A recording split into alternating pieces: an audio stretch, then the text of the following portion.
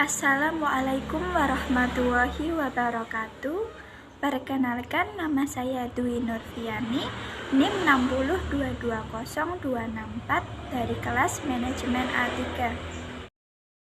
Di sini saya akan mempresentasikan mengenai uji-uji dalam statistika. Yang pertama yaitu ada sampel, yang kedua ada uji instrumen, yang ketiga ada uji hipotesis, yang keempat ada uji homogenitas, yang kelima ada uji normalitas, dan yang terakhir yaitu regresi linier berganda. Pertama yaitu sampel. Sampel menurut Arie Kunto adalah sebagian atau wakil populasi yang akan diteliti. Sampel adalah sebagian dari populasi yang karakteristiknya hendak diteliti dan dianggap mewakili keseluruhan populasi. Nah, di sini kita menggunakan rumus sampel menurut rumus Lovin dengan rumus N kecil sama dengan N besar dibagi 1 ditambah N besar dikali E kuadrat, di mana N besar adalah jumlah populasi, N kecil adalah jumlah sampel, dan E adalah batas toleransi kesalahan. Contohnya,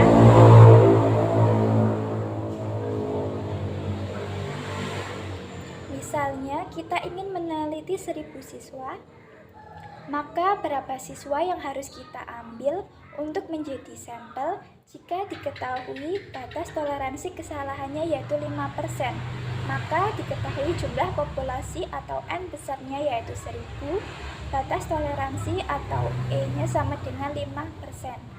Maka kita bisa menghitungnya dengan cara manual yaitu N kecil sama dengan N besar dibagi 1 tambah N besar kali E kuadrat. N kecil sama dengan 1000 dibagi 1 tambah 1000 dikali 0,5 kuadrat. Maka ketemu hasilnya 285,714. Dan jika kita bulatkan hasilnya menjadi 286. Kita bisa menghitungnya dengan menggunakan rumus Excel, yaitu caranya sama dengan populasi dibagi kurung buka 1 ditambah populasi dikali kurung buka tarif kesalahan kurung tutup pangkat 2 kurung tutup, enter. Ketemu hasilnya 286. Maka dapat disimpulkan jumlah sampel yang diambil dari data tersebut dengan jumlah populasi 1000 dan tarif kesalahan 5% adalah 286 sampel.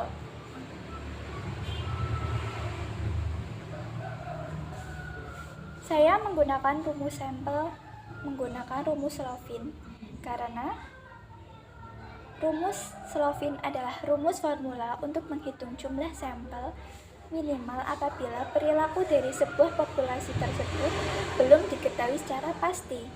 Dan rumus Lovin digunakan untuk populasi yang jumlahnya besar sekali sehingga diperlukan sebuah formula untuk mendapatkan sampel yang sedikit tetapi mewakili keseluruhan populasi. Karena tadi menggunakan 1000 populasi yang jumlahnya cukup besar, maka saya menggunakan rumus Lovin untuk menghitung sampel.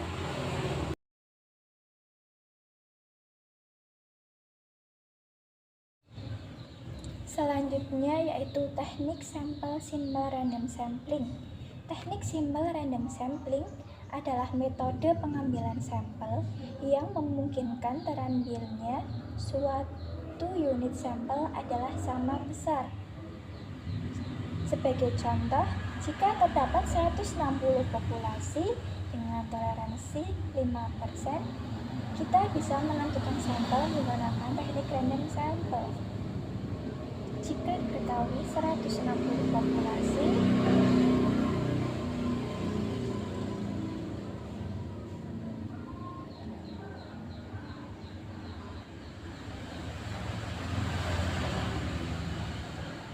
160 populasi dengan tarif kesalahan 5%, kita bisa mencari berapa jumlah sampel yang akan kita tentukan dalam penelitian tersebut. Kita bisa menggunakan bantuan tabel Mikael dan Isaac HD.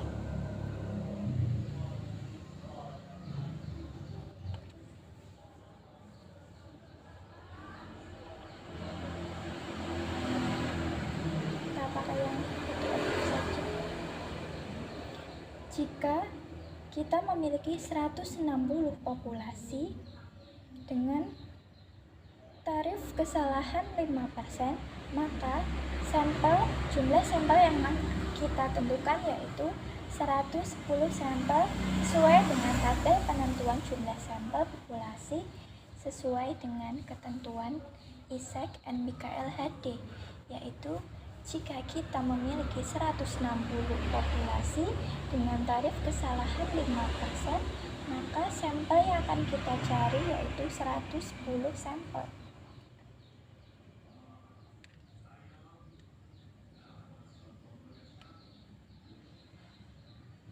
Cara menentukannya yaitu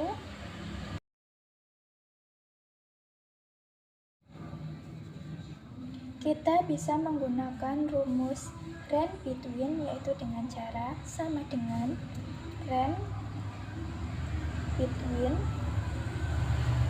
1,110,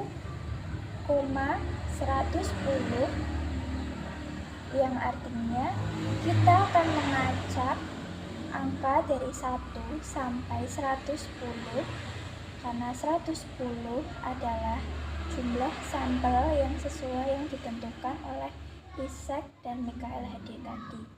Jadi rumus range between di sini digunakan untuk mengacak angka dari 1 sampai 110. Kemudian kita enter. Lalu kita tarik sampai populasi yang ke 110.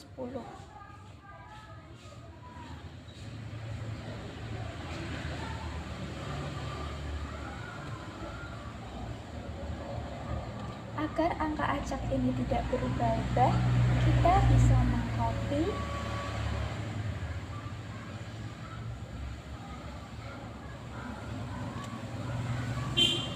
dan pastekan agar tidak berubah-ubah lagi.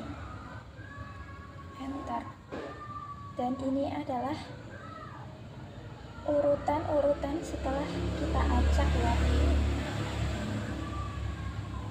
Kita bisa menggunakan cara kedua untuk menentukan simple random sampling, yaitu caranya klik sama dengan range kurung tutup buka tutup enter, lalu kita kopikan, lalu kita tarik sampai bawah sampai yang 160 populasi, kita enter.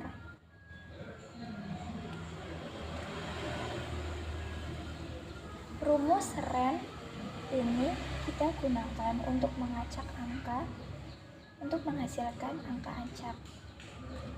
Agar tidak berubah-ubah, kita ulangi seperti tadi. Kita blok,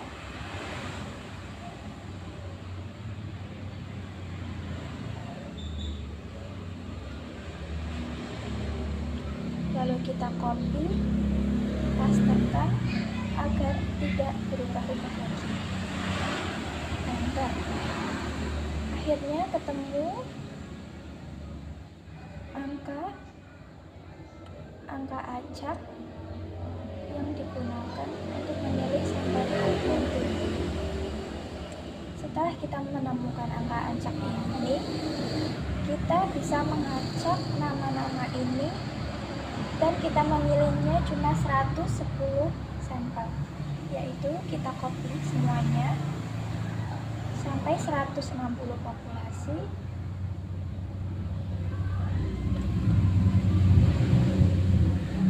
Lalu kita pindahkan ke sini, paste.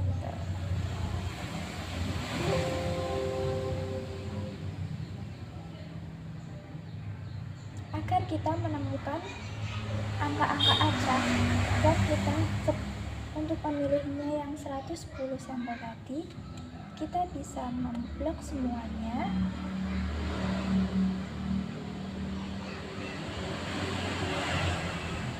Lalu kita pilih data, sort. Jangan lupa metode ini kita checklist. Lalu kita pilih yang sampel 5% 110. Kita oke. Dan ini adalah nama-nama populasi setelah kita acak, karena kita hanya memerlukan 110 sampel. Lalu kita blok populasi ini hanya yang sejumlah 110 saja.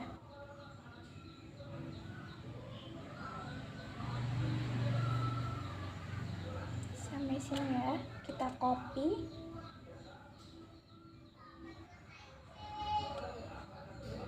Lalu kita pastekan di sini.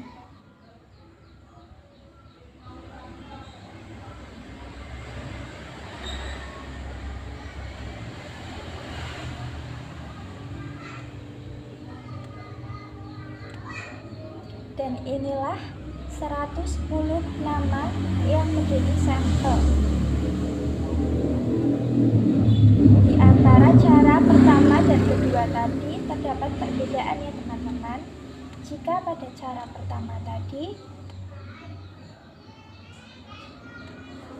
kita tidak menampilkan sampel, tidak menampilkan populasi atau nama-nama secara langsung, hanya urutannya saja. Tetapi jika tadi menggunakan cara 2,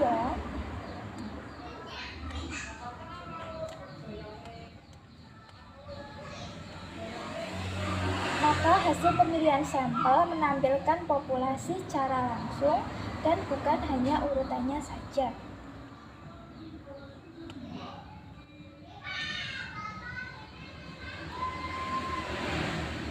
Di sini saya memilih rumus sampel random sampling ini sebagai teknik untuk menentukan sampel, karena teknik simple random sampling adalah teknik pengambilan sampel dari anggota populasi yang dilakukan secara acak tanpa memperhatikan strata atau tingkatan dari populasi itu. Maka pengambilan sampel dilakukan secara adil dan sederhana. Oleh karena itu, saya memilih teknik simple random sampling ini sebagai teknik pengambilan sampel. Yang kedua, saya akan menjelaskan uji instrumen. Di sini saya menggunakan 2 uji instrumen. Yang pertama yaitu uji validitas data menggunakan rumus produk momen. Yang kedua yaitu uji reliabilitas data menggunakan kata Richardson 20. Yang pertama yaitu uji validitas data menggunakan rumus produk momen. Uji validitas digunakan untuk mengukur sah atau valid tidaknya suatu kuesioner. Suatu kuesioner dikatakan valid jika pertanyaan pada kuesioner mampu untuk mengungkapkan sesuatu yang diukur oleh kuesioner tersebut. Misalnya, diketahui 20 responden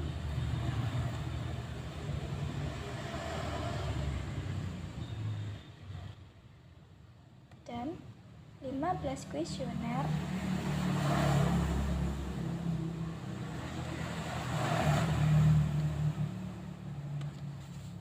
jika nilai 1 berarti jawaban benar, nilai 0 berarti jawaban salah. Kita bisa menguji validitas data tersebut menggunakan rumus produk momen dengan cara kita mencari Y dengan menggunakan rumus sama dengan sum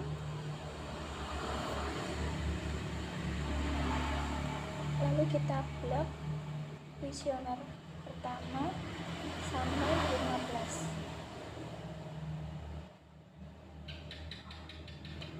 Kita enter.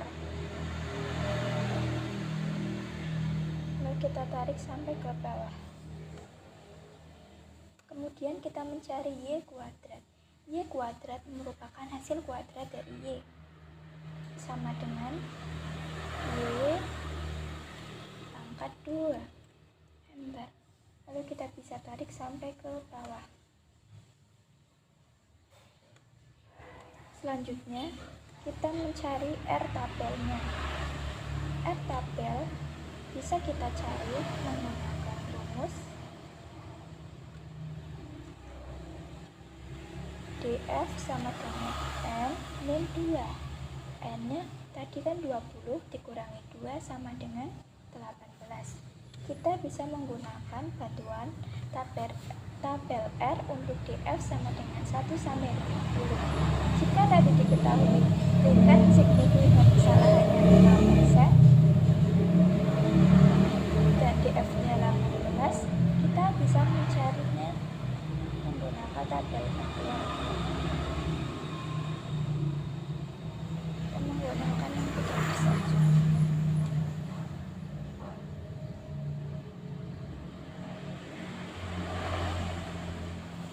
Dengan 18 dengan tingkat kesalahan 5%, maka R tabelnya ketemu 0,4438 yang akan kita gunakan untuk menghitung uji validitasnya.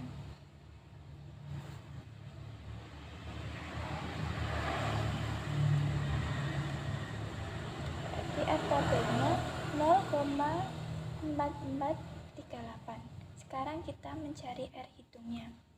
R hitung bisa kita cari menggunakan rumus sama dengan Korel yaitu korelasi. Lalu kita blok yang kuesioner pertama.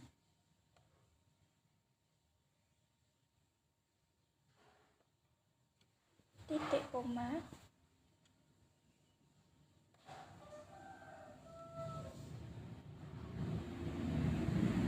Y kuadrat. Agar datanya tidak berubah-ubah, kita bisa mengabsolutkan untuk yang Y kuadrat dengan cara tekan F4, kurung tutup, kemudian enter. Ketemu R hitungnya, lalu kita tarik sampai ke kuesioner ke-15. Untuk mencari kesimpulan, kita bisa menggunakan rumus sama dengan if kurung buka jika R hitung lebih besar dari R tabel, maka valid. Jika tidak valid.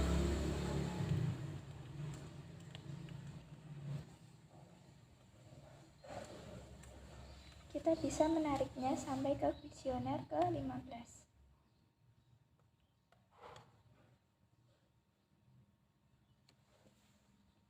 Dikatakan valid. Data dikatakan valid jika R hitung lebih besar dari R tabel. Data dikatakan tidak valid jika R hitung lebih kecil dari R tabel. Jadi kesimpulannya, terdapat 5 data atau 5 kuesioner yang valid dan 10 kuesioner yang tidak valid.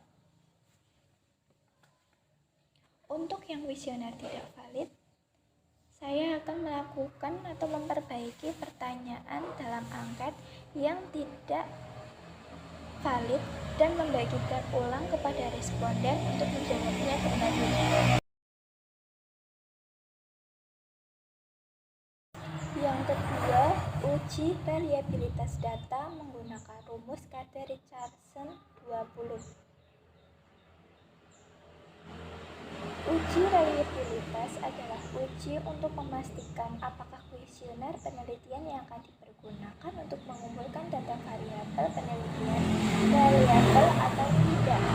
Kuesioner dikatakan reliable jika kuesioner tersebut dilakukan pengukuran ulang, maka akan mendapatkan hasil yang sama.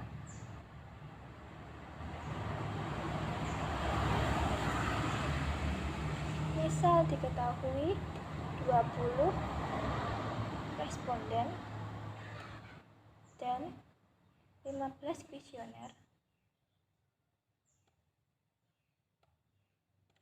dengan 1 adalah untuk jawaban benar, 0 untuk jawaban salah.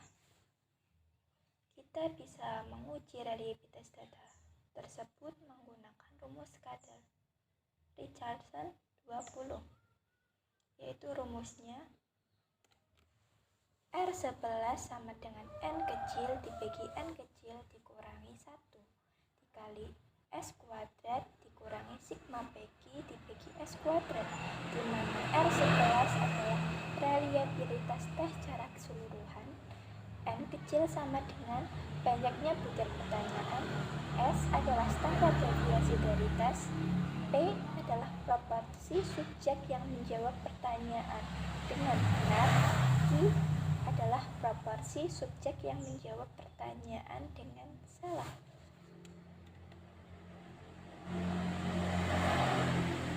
Kita bisa menguji reliabilitas data ini menggunakan rumus kadar Richardson 20. Langkahnya yang pertama yaitu kita menghitung total skor dengan rumus sama dengan sum kita blok dari kuesioner pertama sampai kuesioner yang ke-15. Kita enter, lalu kita tarik ke bawah supaya cepat.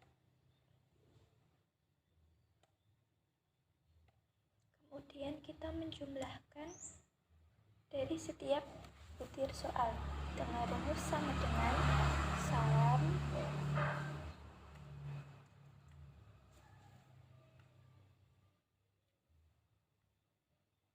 kita blok,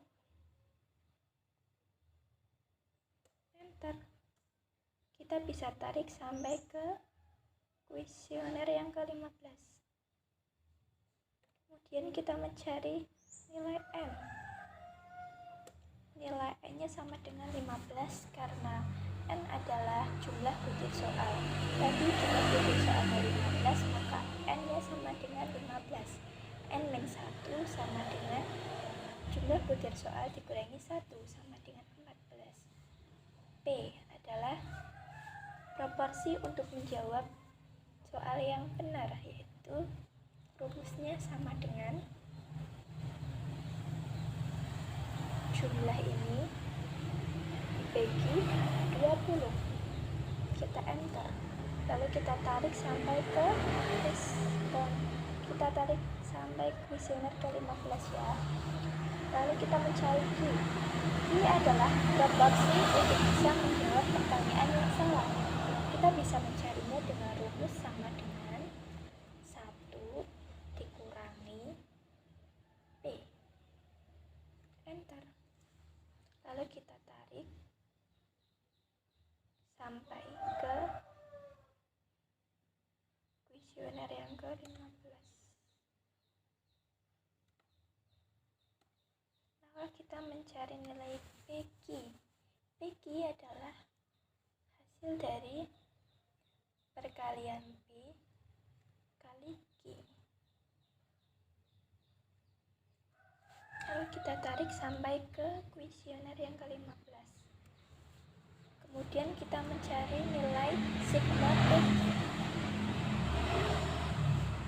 sama dengan sigma PQ merupakan jumlah dari perkalian PQ, nilai PQ sama.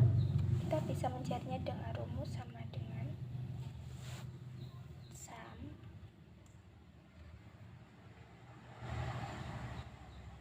kita blok PQ sampai kuesioner 15, enter.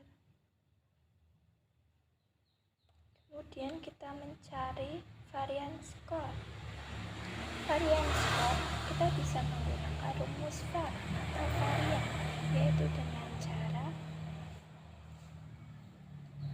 sama dengan var kurung buka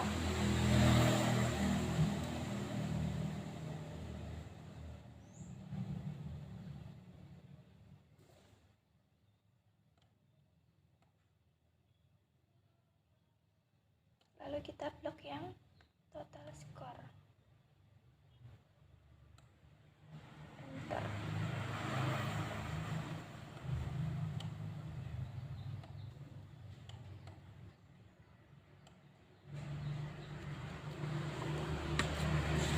Kemudian kita mencari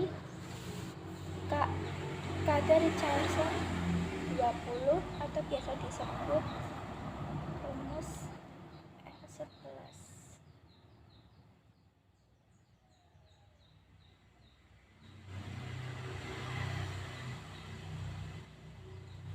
R11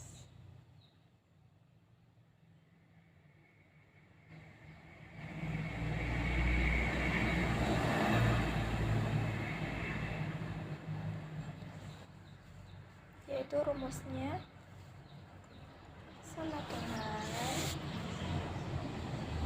kurung buka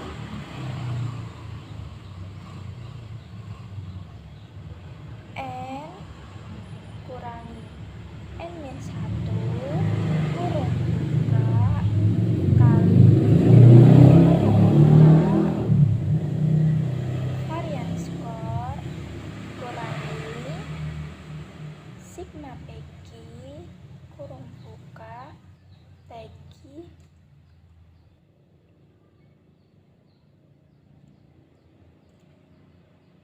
varian skor.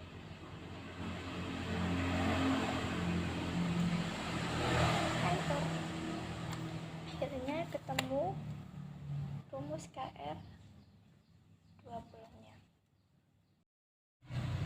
Untuk mencari status reliable atau tidaknya suatu data, kita bisa menggunakan rumus sama dengan if jika R11 lebih dari sama dengan 0,70 maka dikatakan reliable. Jika tidak, maka dikatakan tidak reliable.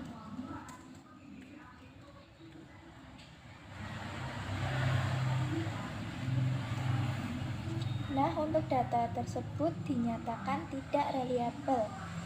Suatu data dikatakan reliable jika nilai R11 lebih dari sama dengan 0,70 dan jika suatu data dikatakan tidak reliable jika R11 kurang dari sama dengan 0,70.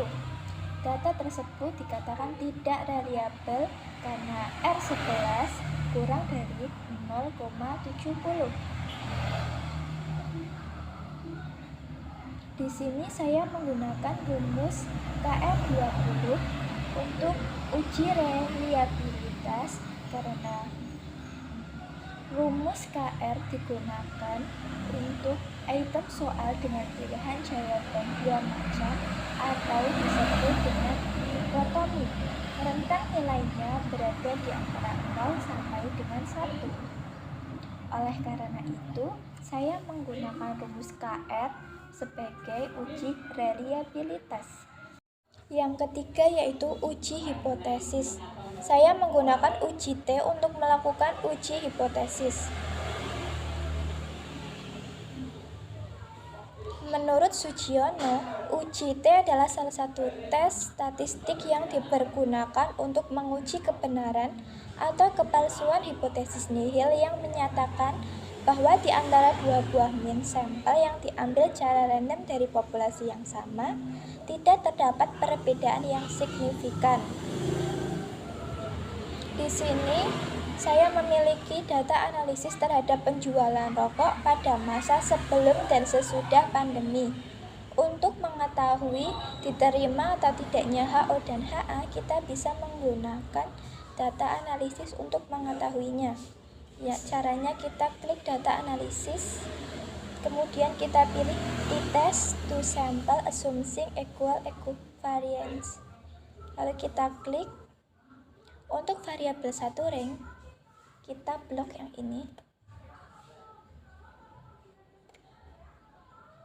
Lalu untuk yang variabel to rank, kita blok yang sesudah.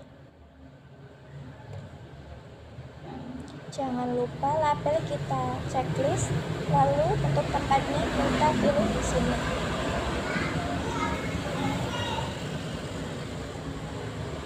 Kalau kita pilih di sini, lalu klik OK. Nah, akhirnya keluar hasil dari data analisisnya.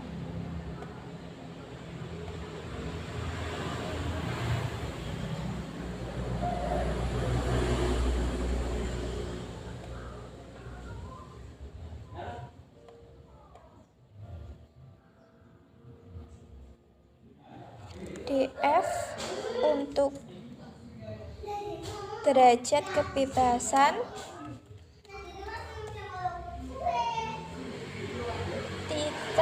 t-stat adalah nilai T hitung, dan ini adalah nilai P value. T critical one tail adalah nilai T hitung, T tabel. Untuk yang ini adalah nilai P value,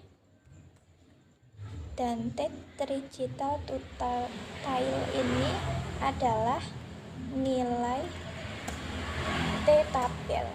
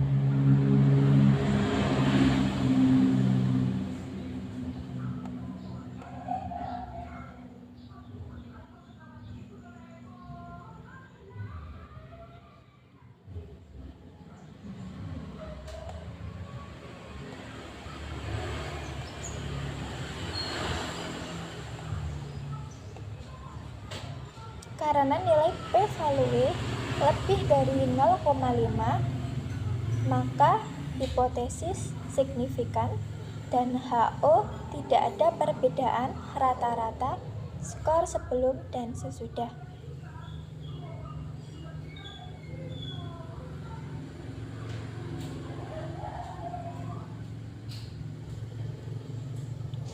Jika nilai signifikan uji T lebih dari 0,5, maka HO diterima dan HA ditolak. Artinya, tidak ada pengaruh antara variabel independen terhadap variabel dependen. Dan jika nilai signifikan uji T kurang dari 0,5, maka HO ditolak dan HA diterima. Artinya, terdapat pengaruh antara variabel independen terhadap variabel dependen. Karena data ini P-value-nya lebih dari 0,5, maka hipotesis signifikan dan HO tidak ada perbedaan rata-rata skor sebelum dan sesudah. Saya menggunakan uji T untuk melakukan uji hipotesis karena uji T saya gunakan untuk membandingkan apakah rata-rata kedua kelompok yang saya uji berbeda secara signifikan atau tidak. Yang keempat yaitu uji homogenitas. Saya menggunakan uji F untuk melakukan uji homogenitas. Pengujian homogenitas varian adalah suatu teknik analisis untuk menguji apakah data berasal dari populasi yang homogen atau tidak. Sebagai contoh, saya memiliki data mengenai pengaruh nilai IPS sebelum dan sesudah diterapkannya model pembelajaran berbasis online. Dari data tersebut, kita bisa mengetahui apakah sampel tersebut termasuk sampel homogen atau tidak, yaitu caranya dengan menggunakan data analisis. Caranya kita klik data, kemudian kita pilih data analisis, kita pilih yang F-test to sample for variance. Untuk yang variabel one rank, kita pilih yang sebelum kita blok. Untuk yang variabel two rank, kita pilih yang sesudah kita blok. Jangan lupa label kita checklist. Untuk output rank adalah tempat di mana kita akan meletakkan data analisis tersebut.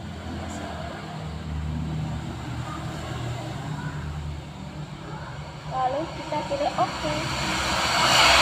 Nah, akhirnya muncul data analisisnya.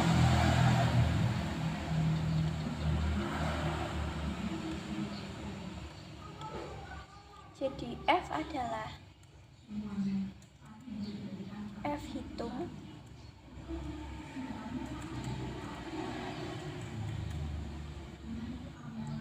dan ini adalah F tabel,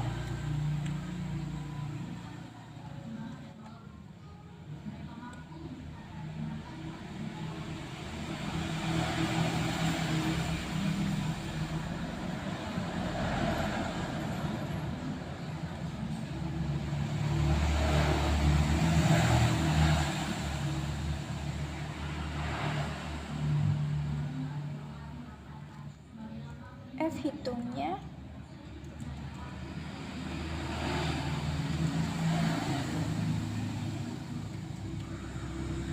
adalah 1,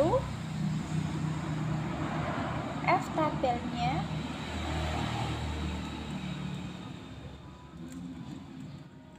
adalah 2,48,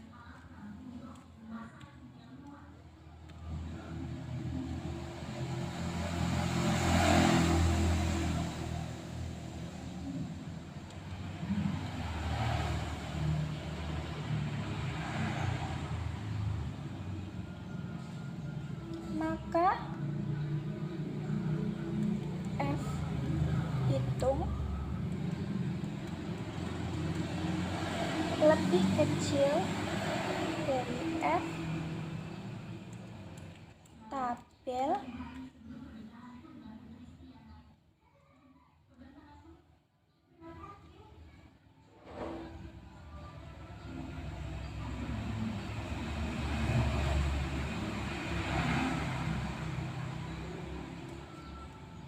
maka disebut sampel homogen.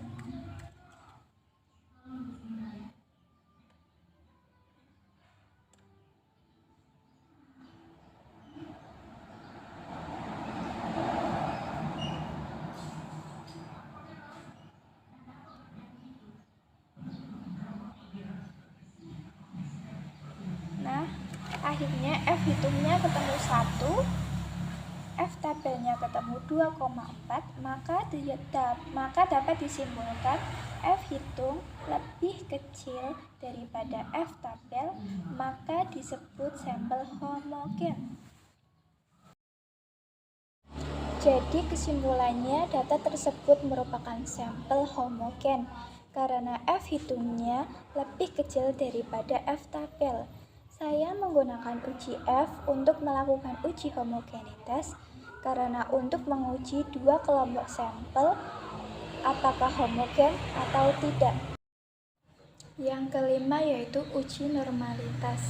Di sini saya menggunakan rumus Kolmogorov-Smirnov untuk melakukan uji normalitas. Uji normalitas digunakan untuk mengetahui data yang akan dianalisis berdistribusi normal atau tidak. Uji Kolmogorov-Smirnov adalah alat uji statistik yang digunakan untuk menentukan apakah suatu sampel berasal dari populasi yang memiliki sebaran data tertentu atau mengikuti distribusi statistik tertentu. Di sini saya memiliki contoh studi kasus, yaitu seorang mahasiswa semester 8 sedang menyusun tugas akhir dan baru saja mengumpulkan data sampel mengenai nilai ujian matematika kelas 6 SD sebanyak 20 siswa. Untuk melakukan uji normalitas, kita bisa menggunakan tabel pembantu ini. Kita bisa mencari nilai rata-ratanya dengan rumus sama dengan average. Kemudian kita blok tabel nilai sampai bawah. Enter. Kemudian kita mencari standar deviasi dari data ini dengan rumus TDEV, yang artinya standar deviasi sama dengan TDEV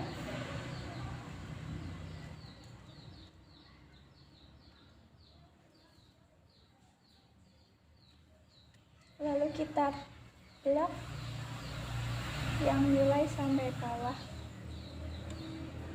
kemudian enter. Selanjutnya kita mencari nilai 40.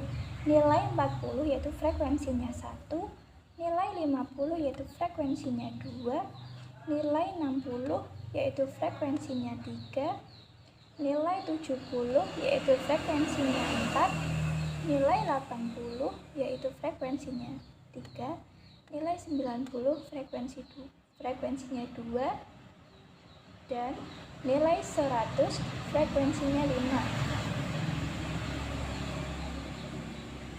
Kemudian kita mencari f kecil x dengan cara sama dengan frekuensi dibagi 20. Enter. Kemudian kita bisa menariknya sampai bawah. Kemudian kita mencari f besar x dengan cara ini adalah nilai dari f kecil x, kita pindahkan di sini. Untuk yang baris kedua, kita bisa menjumlahkan yang pertama ditambah yang ini. Enter. Kita bisa menariknya sampai bawah. Untuk mencari nilai Z, kita bisa menggunakan cara dengan sama dengan kurung buka nilai dikurangi rata-rata. Untuk rata-ratanya kita absolutkan atau F4-kan, yaitu untuk mengunci data agar nanti saat kita tarik tidak berpindah. Kurung tutup dibagi standar deviasi. Standar deviasinya juga kita absolutkan atau F4-kan untuk mengunci datanya. Kemudian kita enter. Lalu kita tarik sampai bawah untuk menghemat waktu. Untuk mencari nilai F besar Z, kita bisa menggunakan rumus nomdis nilai, koma rata-rata, lalu kita absolutkan, koma standar deviasi, kita absolutkan, koma 1.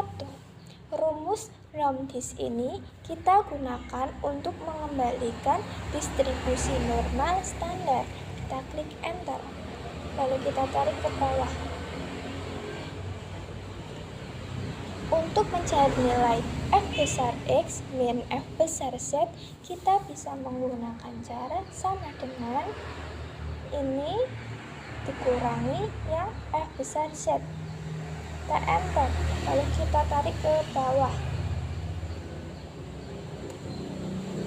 Untuk mencari D max-nya, kita bisa menggunakan rumus sama dengan max. Lalu kita blok yang tabel Fx min Fz. Kurung tutup, enter. Nah, akhirnya ketemu nilai D max-nya, yaitu 0,124. Nilai statistik Kolmogorov-Smirnov dengan sampel 20 dan tingkat signifikan 0,05 atau 5%, yaitu 0,294. 0,294 kita bisa cari dengan adalah angka dari tabel harga kritis D dalam tes 1 sampel menurut Kolmogorov-Smirnov. Karena tadi N-nya yaitu 20 dan tingkat signifikan 5%,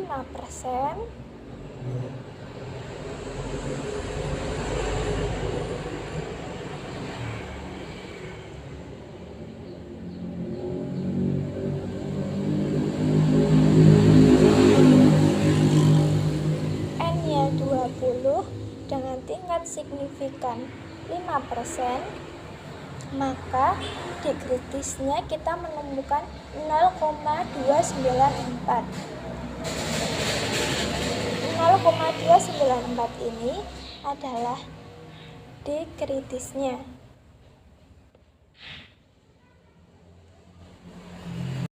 Suatu data dikatakan data berdistribusi normal jika nilai D max-nya kurang dari D kritis, dan data dinamakan data tidak berdistribusi normal jika nilai D max-nya lebih dari D kritis.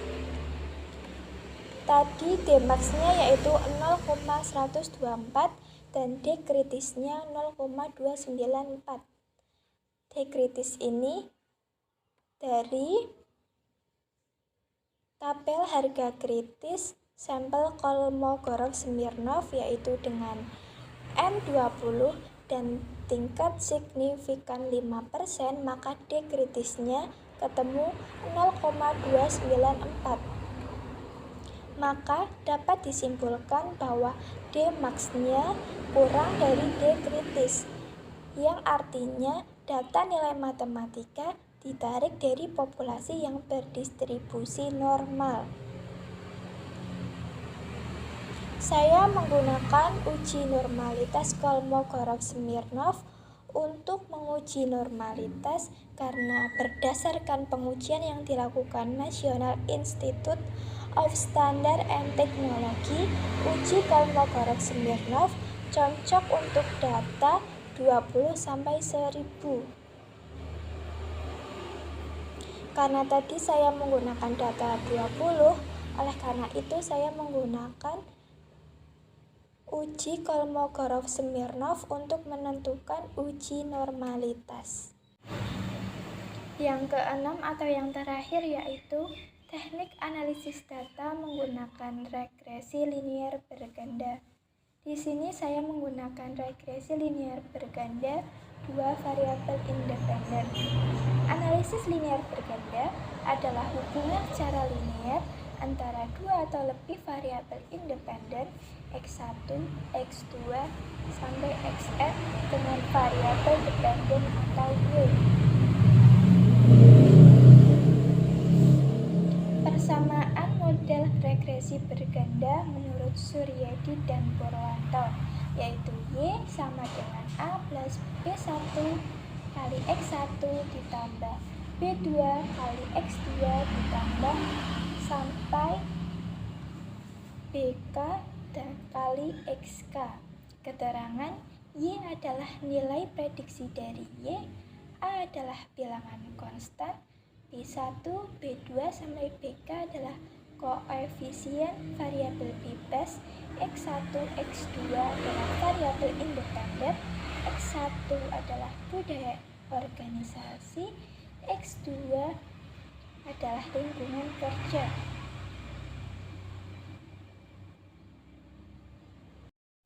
Contohnya yaitu sebuah penelitian dilakukan untuk mengetahui apakah ada pengaruh makanan ikan tiap hari dalam seminggu atau X1 dan panjang ikan X2 terhadap berat ikan atau Y di Desa Tambak Raya Sejahtera. Datanya sebagai berikut. Diketahui X1-nya sama dengan 8, 10, 7, dan seterusnya. X2-nya 125, 137, dan seterusnya. Y-nya 3741 dan seterusnya. Untuk mencari X1 kuadrat kita bisa menggunakan cara sama dengan X1 pangkat 2. Enter, kita tarik sampai bawah. Untuk mencari X2 kuadratnya, kita bisa menggunakan cara sama dengan X2 kuadrat. Enter. Lalu kita tarik sampai ke bawah. Kemudian kita mencari Y kuadrat, itu sama dengan Y pangkat 2. Enter. Kita tarik ke bawah. Kemudian kita mencari X1 kali Y sama dengan X1 kali Y. Enter. Kita tarik sampai ke bawah. Lalu kita mencari X2Y sama dengan X2 kali Y. Enter. Kita tarik sampai ke bawah.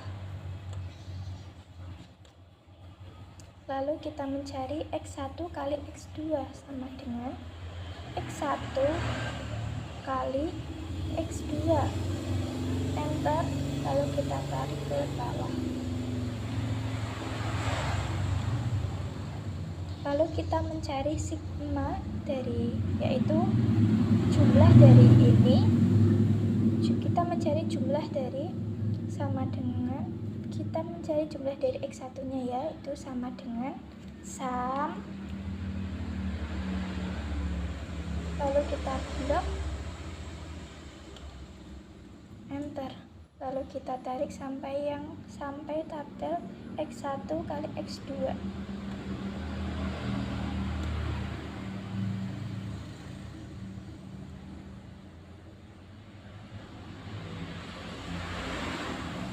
Kemudian kita mencari N.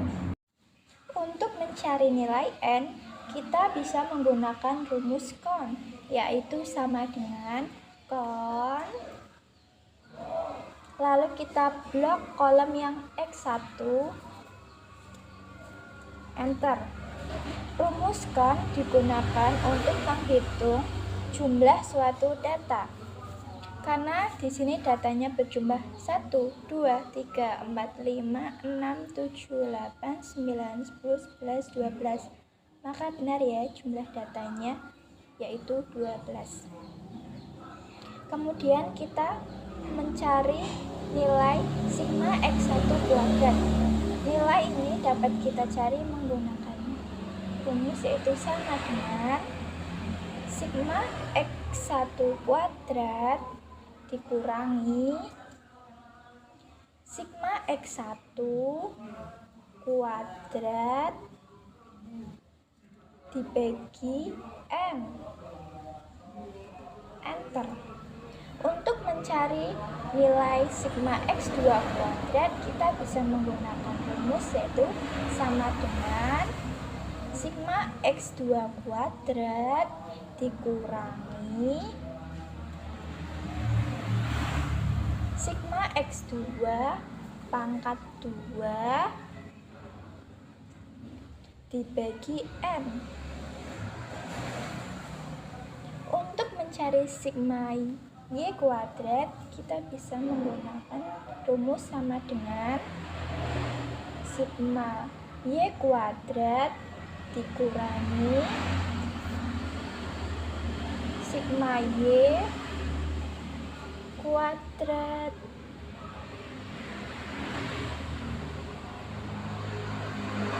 dibagi N.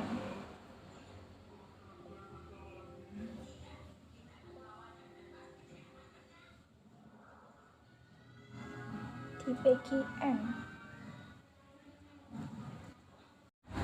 Untuk mencari nilai sigma X1Y, kita bisa menghitungnya dengan cara sama dengan sigma X1Y dikurangi sigma X1 dikali sigma Y dibagi N. Enter. Untuk mencari nilai sigma X2Y, kita bisa menghitungnya dengan cara sama dengan sigma X2Y dikurangi sigma X2 dikali sigma Y dibagi N. Untuk mencari sigma X1, X2, kita bisa menghitungnya dengan cara sama dengan sigma X1, X2 dikurangi sigma X1 dikali sigma X2 dibagi N. Enter. Kemudian kita mencari nilai P1, P2, dan A. Untuk mencari nilai P1, kita bisa menggunakan rumus sama dengan sigma X2 kuadrat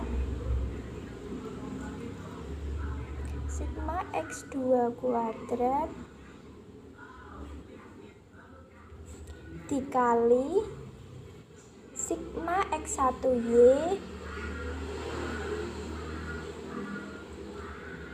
dikurangi sigma X1 X2 dikali sigma X2Y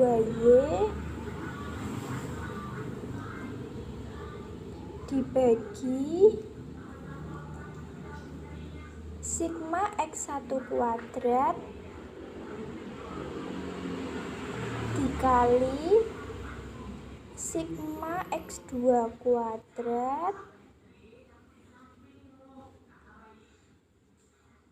dikurangi sigma X1 X2 kuadrat.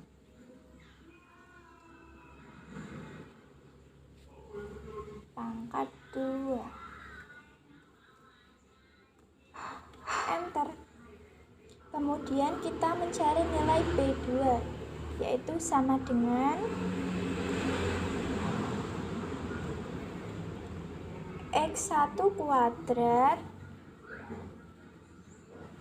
dikali X2Y dikurangi X1 X2 dikali X1Y dibagi X1 kuadrat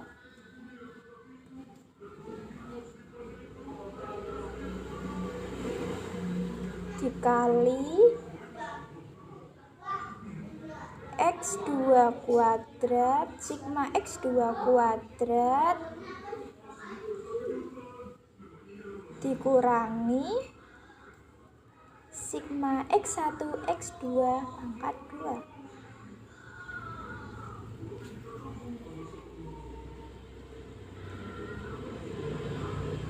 Enter. Kemudian kita mencari nilai A. Nilai A-nya kita bisa hitung dengan cara sama dengan sigma Y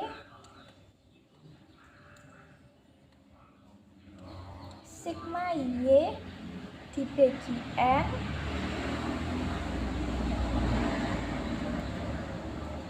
dikurangi B1 dikali sigma X1 dibagi N dikurangi B2 dikali sigma X2 dibagi N.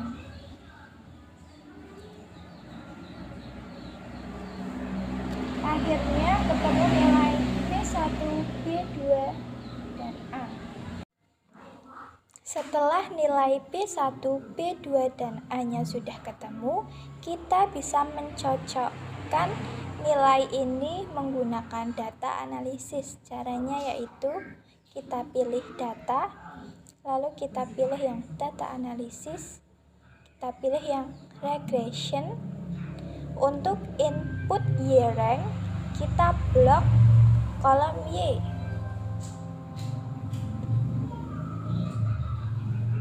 Untuk yang input X-rank, kita bisa blok yang kolom X1, X2. Jangan lupa label kita checklist. Untuk output rank adalah tempat di mana kita meletakkan data tersebut. Kita letakkan di sini saja. Lalu oke. Nah, akhirnya muncul data analisisnya.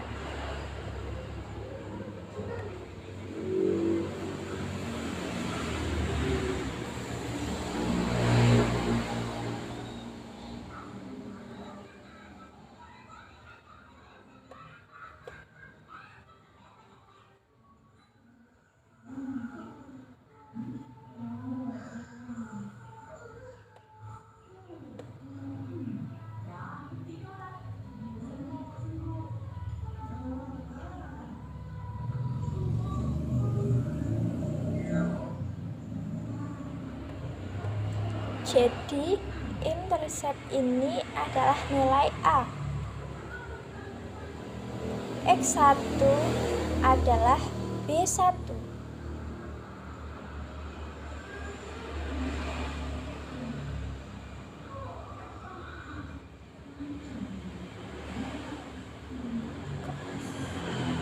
Dan X2 adalah B2.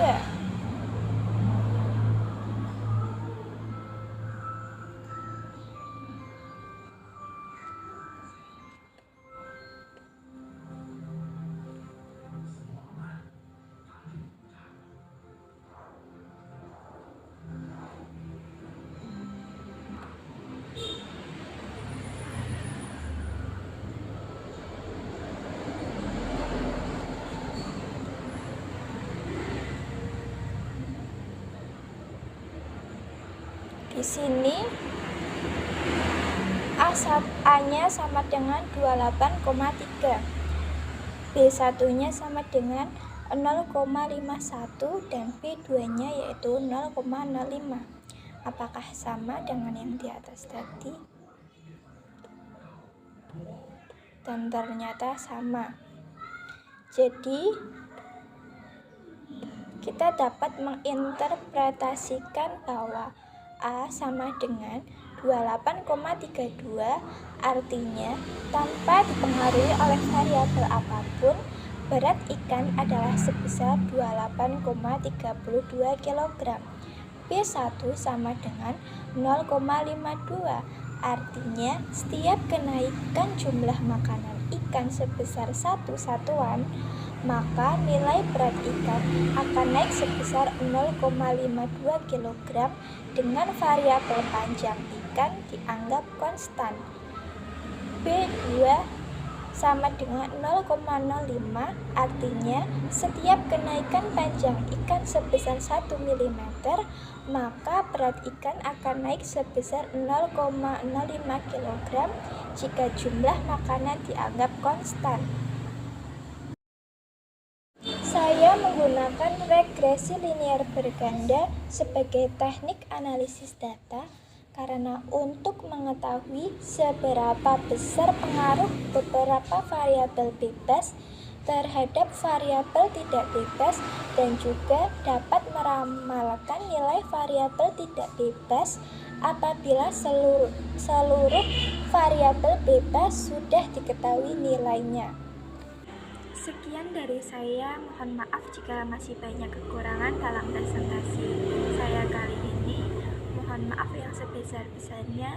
Terima kasih. Wassalamualaikum warahmatullahi wabarakatuh.